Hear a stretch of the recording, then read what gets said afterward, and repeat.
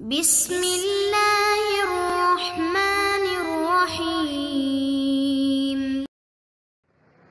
اعوذ باللہ من الشیطان الرجیم بسم اللہ الرحمن الرحیم صلی اللہ علی رسولہ الکریم وآلہ الطیبین الطاہرین المعصومین۔ السلام علیکم ورحمۃ اللہ وبرکاتہ۔ طلاب کرام عزیز، کیسے ہیں؟ امید کرتے ہیں آپ خیر و عافیت سے ہوں گے۔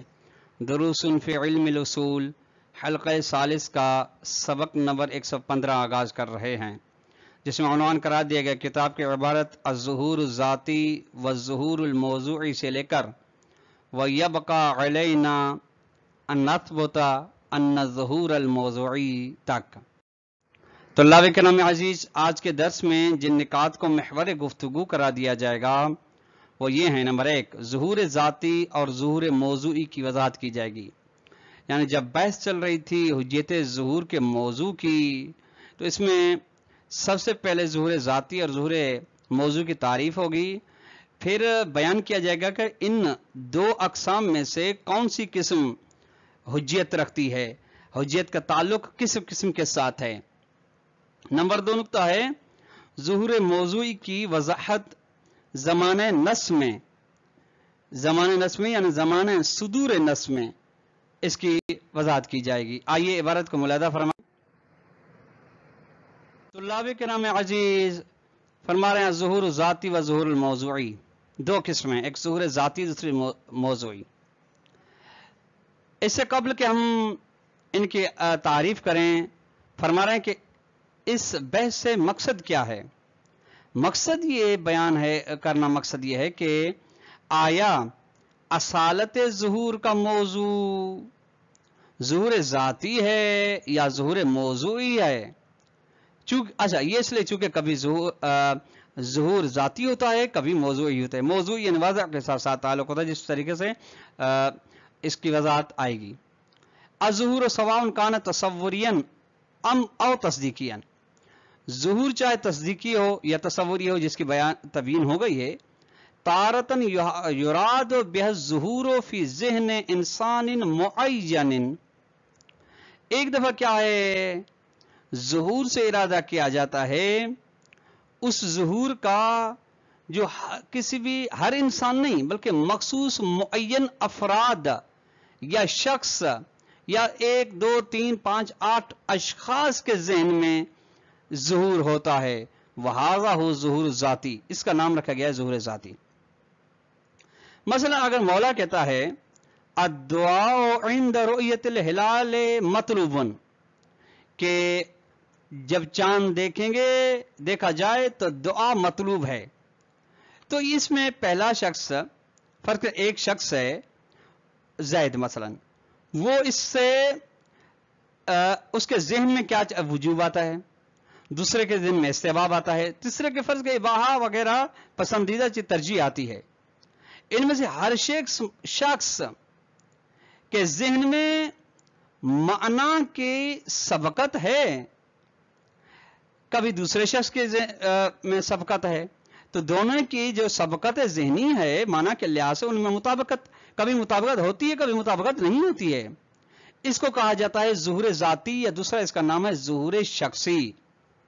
ٹھیک، دوسرا ہے وَأُخْرَى يُرَادُ بِهَا الظُّهُورُ بِمُوجِبِ علاقات اللغت وَأَسَالِيبِ التَّعْبِيرِ الْعَامِ وَهَذَا هُوَ الظُّهُورُ الْمَوْضُوعِي، یہ ظہور موضوعی کی تعریف ہے۔ ظہور موضوعی کا دوسرا نام ہے ظہور نوعی، یعنی وہ ظہور جو تمام افراد کو، ہر شخص کو حاصل ہوتا ہو۔ اس سے ارادہ کیا جاتا ہے ظہور کس سبب سے؟ تعلقات، یعنی جو لغت کا یعنی وضع کا جو علاقہ و ان سے ذہنی ہے معنی کے بارے میں، اس کے وجہ سے، اور جو عمومی تعبیرات کی روش ہیں ان کے بارے میں۔ یعنی کیا مقصد؟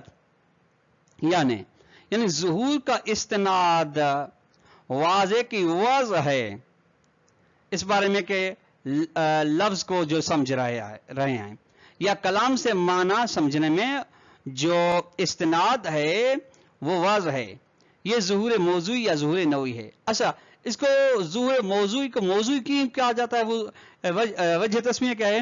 چونکہ اس کا منشأ وضع ہے، اور وضع تمام انسانوں کے درمیان مشترک ہے، لہذا یہ تمام افراد کے لیے حاصل ہوتی ہے، جبکہ ہوتا ہے یہ ظہور، جبکہ وہ پہلے والا جو ظہور ذاتی ہے وہ بعض افراد، بعض معین و مشخص افراد کو ظہور حاصل ہوتا ہے معنی کے بارے میں. ٹھیک. والاول يتاثر بالعوامل والظروف الشخصيه للذهن التي تختلف من فرد الاخر. طلاب کرام عزیز، ذہن میں ایک بات رہے کہ ظہور ذاتی میں تبادل سے مراد یہ ذہن میں رہے کہ وہ تبادل ہے جو کسی شخص کو حاصل ہو رہا ہے اور وہ واضح کی وضع کے ذریعے سے ہے.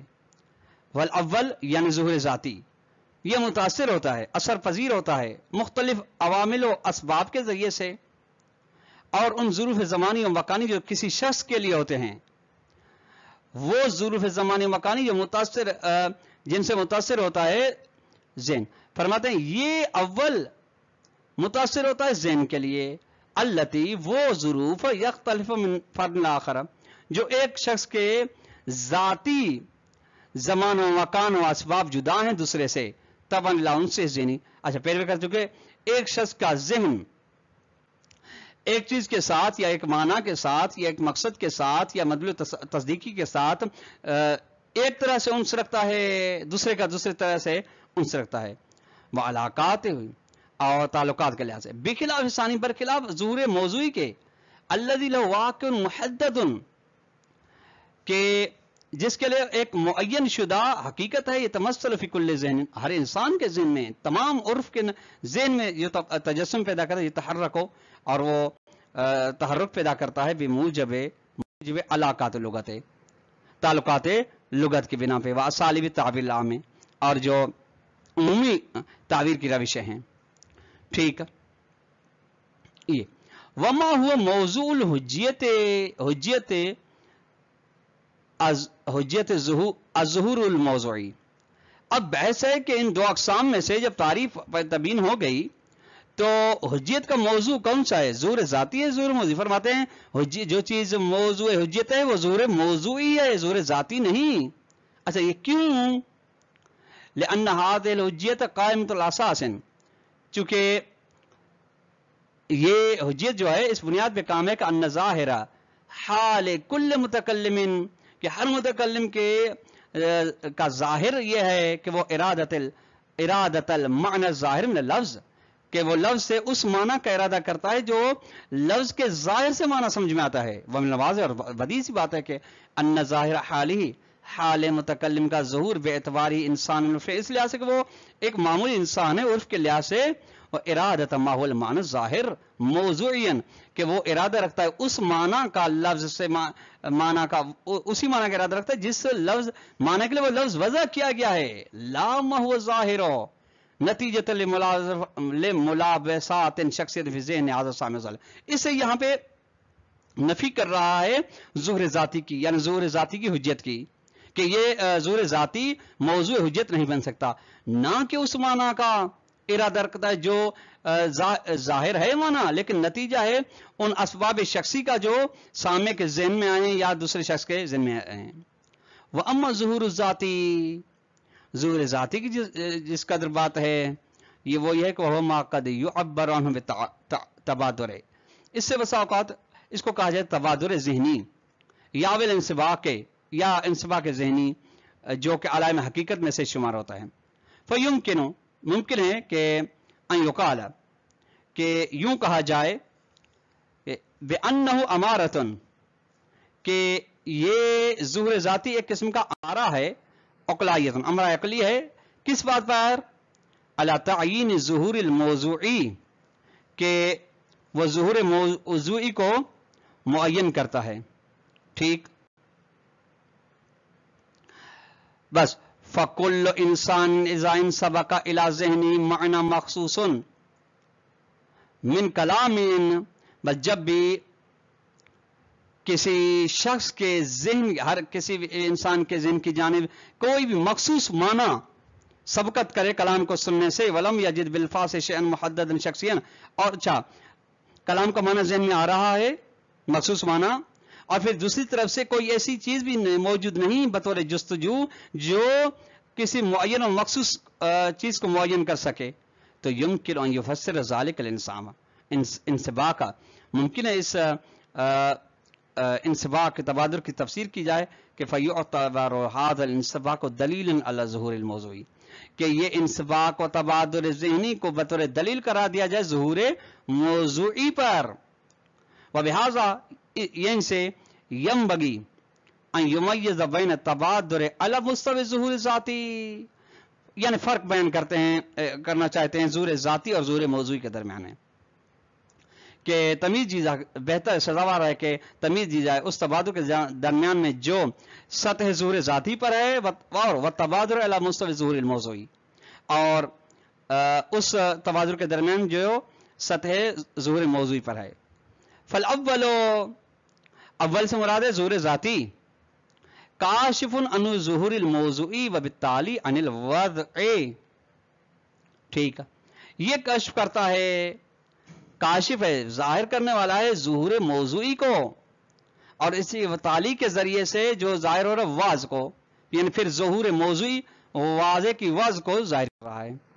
वसानी, और दूसरा क्या है, काशिफ इन्नीयुन तकवीनीयुन मादम अनिल वाज़े, काशिफ इन्नी है वाज से जब, लेकिन शर्त करीना ना हो। काशिफ इन्नी किसको कहा जाता है, यानी मालूल के जरिए से इल्लत तक पहुंचना, इस लिहाज से कि तबादुर मालूल है वाज का, और अगर वाज ना होती तो लफ्ज के माना के बारे में तबादुर ही हासिल ना होता। तबादुर हासिल होना दलील है कि इसकी वाज है। अज़्ज़ुहूरुल मौज़ूई फी अस्र नस से, अब मरहला दूसरा आता है कि यह जब ये दो के अक़साम बयान हो गई, साबित हो गया कि जो ज़ुहूर हुज्जत है वो ज़ुहूर मौज़ूई है, ज़ुहूर ज़ाती हुज्जत नहीं है, तो सवाल ये है कि ये जो ज़ुहूर मौज़ूई हुज्जत है, आया वो ज़ुहूर जो उस जमाने में था जब जो नस सादिर होना का जमाना था, या उस जमाने को भी शामिल है जो नस पर अमल करने का जमाना है। दूसरे लफ्ज़ में आया सुदूर नस के जमाने को शामिल है या वसूल नस के जमाने को शामिल है, इसको बयान करना चाहते हैं। ला शक का, अच्छा ये मौजू खुद दलील है कि ये फतवा दे चुके हैं, अपना नजरिया शहीद सदर बयान करके कर रहे हैं कि ज़ुहूर मौज़ूई हुज्जत रखता है, लेकिन जमाने सुदूर नस में, न कि वसूल नस में। ला शक का, बगैर इसके शक, यानी शक नहीं कि फिर अन्न ज़वाहिर लुगत वल कलाम ततव्वरो, कि लुगत के जो ज़वाहिरात हैं, कलाम के जो मुख्तलिफ हैं, यानी ततव्वुरात हैं, यानी उनके बारे में नशे वो फराज हैं, मतलब वाय तफसीरियात तगय्युर अला मर्र ज़माने, कि वो ज़वाहिर तब्दील होते रहते हैं मुरूर ज़मान के साथ। अच्छा वो तब्दील क्यों होते हैं, बेफ़िअलिन मुअस्सिरात मुख्तलिफ़त लुग़वियतन, ऐसे असबाब मुख्तलिफ लुग़वी, ऐसे असबाब मुख्तलिफ सबब बनते हैं जिनकी बुनियाद पे वो ज़ुहूरात फ़र्क, पहले ज़माने में फ़र्क, एक सदी काबल एक ज़ुहूर था तो इसमें दूसरा ज़ुहूर है, ठीक। व फ़िक्रियतिन, यानी लुग़वियतिन व फ़िक्रियतिन व इज्तिमाइयतिन, यानी असबाब लुग़वी, असबाब फ़िक्री, असबाब मुआशरती और इज्तिमाई सबब बनते हैं कि ज़वाहिर लुग़त और कलाम तब्दील होते रहें।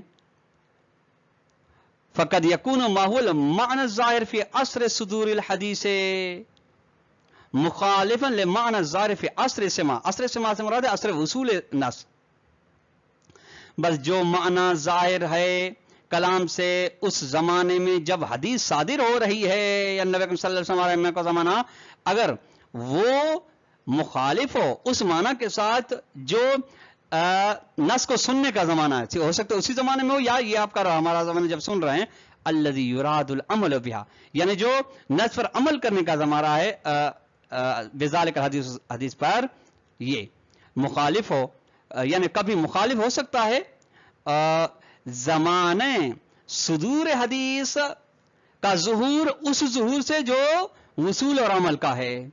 वह मौजू हुज्जत ज़ुहूर फ़ी अस्र सूरिल कलामे, के और हुज्जत का जो मौजू है وہ صدور حدیث کا زمانہ ہے، لا فی عصر السماع، حدیث کو سننے اور حدیث پر عمل کرنے کا زمانہ نہیں ہے، المغایر له جو صدور کے ساتھ فرق رکھتا ہے، لأنہ حجیت عقلائیت قائمت علی اساس کشف حیثیت الکشف و ظہور العلی۔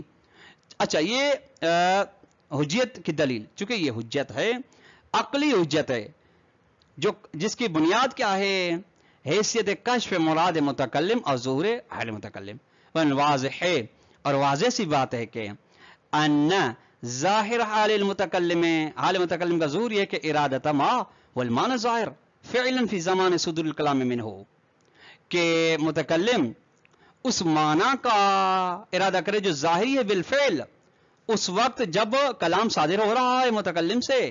وعلی اس بنا پہ فنحن بتبادر نثبت بطریق الان، یعنی برہان انی کے ذریعے سے ہم ثابت کرنا چاہتے ہیں، تبادر کے ذریعے سے، کہ یعنی تبادر کے ذریعے سے ہم ثابت کرتے ہیں الظہور ذاتی، ظہور ذاتی کو، اور پھر وہ ظہور ذاتی، پھر ظہور ذاتی کو ہم وسیلہ قرار دیتے ہیں کہ نثبت ظہور الموضوع فی عصر السماع، کہ ہم ثابت کر سکیں ظہور موضوعی کو اس زمانے میں جب نص کو سنا جا رہا ہے یا نص پر عمل کیا جا رہا ہے۔ تو اللہ کرام عزیز، آج کا درس اپنے اختتام کو پہنچا۔ والسلام علیکم ورحمۃ اللہ وبرکاتہ۔